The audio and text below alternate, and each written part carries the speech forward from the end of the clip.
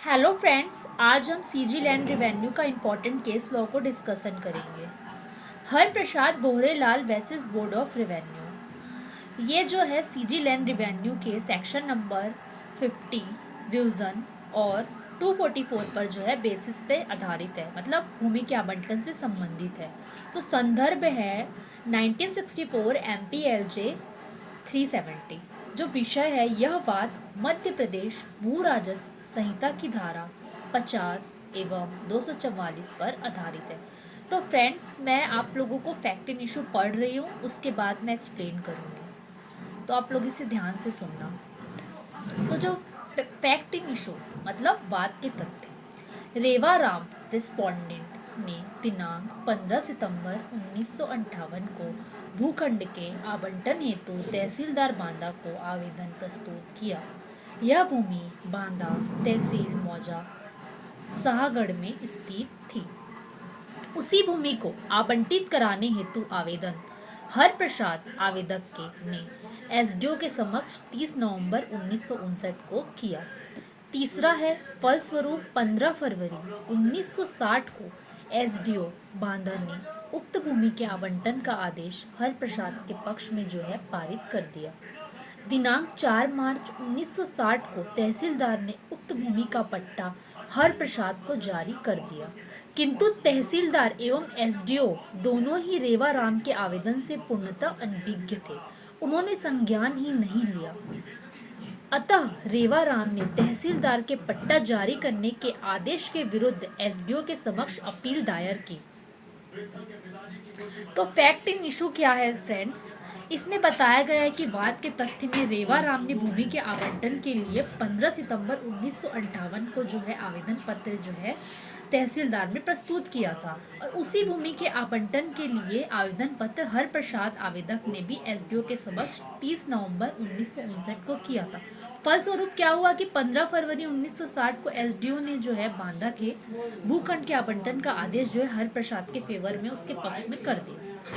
तो तहसीलदार को उसने आदेश दिया कि भूमि का पट्टा हर प्रसाद को जो है वो जारी कर दे, किंतु तहसीलदार और एसडीओ दोनों ही रेवा राम के आवेदन से जो है अनभिज्ञ थे, और रेवा राम ने जो है तहसीलदार के पट्टा जारी करने के आदेश के विरुद्ध एसडीओ के समक्ष अपील दायर की।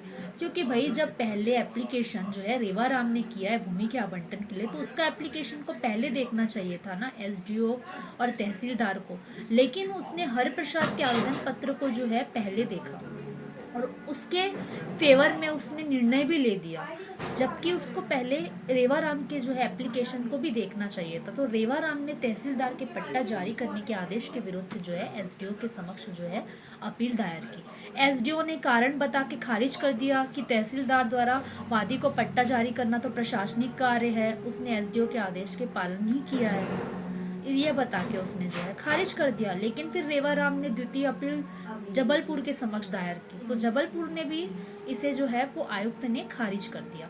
अब डिवीजन में गया ये मामला, तो रेवा राम ने बोर्ड ऑफ रिवेन्यू गया। आयुक्त के निर्णय के विरुद्ध अपील कहाँ की जा सकती है? Board of revenue. Board of revenue गया, तो बोर्ड ऑफ रिवेन्यू में पुनरीक्षण की याचिका किसने किया? रेवा राम ने की, क्योंकि प्रॉब्लम यहाँ रेवा राम को हो रही है। तो बोर्ड ऑफ रिवेन्यू ने एसडीओ के आदेश की कानूनी अवहेलना बताते हुए उसे अपास कर दिया, और एसडीओ द्वारा दिया गया जो आदेश 244 से जो है बिल्कुल असंगत था।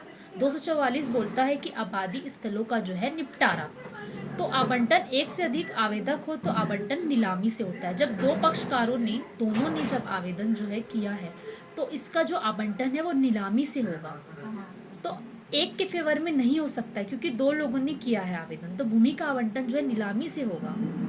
तो उच्च न्यायालय में ये फिर हर प्रसाद ने जो है इसके विरुद्ध फिर उच्च न्यायालय गया, तो उच्च न्यायालय में उसकी याचिका प्रस्तुत की, संविधान के अनुच्छेद के अनुसार रीट पिटीशन फाइल किया। तो प्रार्थी की ओर से तर्क प्रस्तुत किया गया कि तहसीलदार के आदेशों की अपील द्वारा परिवर्तित नहीं किया जा सकता, उसके विरुद्ध कोई पुनरीक्षण हो ही नहीं सकता है।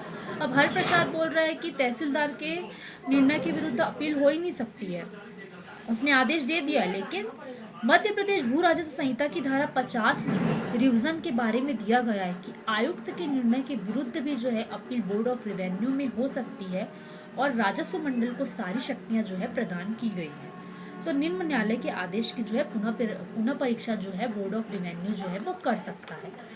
तो इस मामले में 244 की अवहेलना की गई है और गलत तरीके से आवंटन किया गया। मतलब भूमि का आवंटन में जब दोनों पक्षकारों ने जो आवेदन दिया है तो उसका भूमि का आवंटन नीलामी से होना चाहिए था, जो कि नहीं हुआ। और उसने जो है रेवाराम ने पहले आवेदन किया, उसका आवेदन तो स्वीकृत हुआ ही नहीं था ना, कि हर प्रसाद के फेवर में जो है एसडीओ ने उसके पक्ष में निर्णय दे दिया। तो ये जो है बिल्कुल मतलब विधि के विरुद्ध है। मतलब ये धारा 244 की अवहेलना करता है जो भूमि के आवंटन से संबंधित है। तो निर्णय ये हुआ हाई कोर्ट के द्वारा कि याचिका जो है खारिज कर दी गई हर प्रसाद की।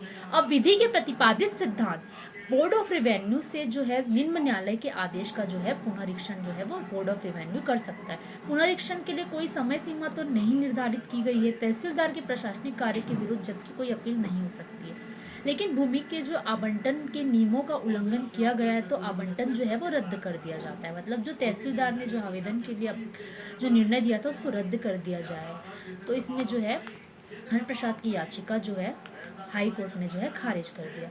तो ये हमारा केस लॉ था Harprasad Bohrelal versus board of revenue, जिसमें छत्तीसगढ़ भू राजस्व संहिता की धारा 50 और 244 पर जो है आधारित है। तो दोस्तों यदि मेरा वीडियो आपको पसंद आए तो प्लीज़ मेरे वीडियो को लाइक करो और मेरे चैनल को सब्सक्राइब करो। तो नेक्स्ट वीडियो में मिलते, तब तक के लिए बाय, थैंक यू।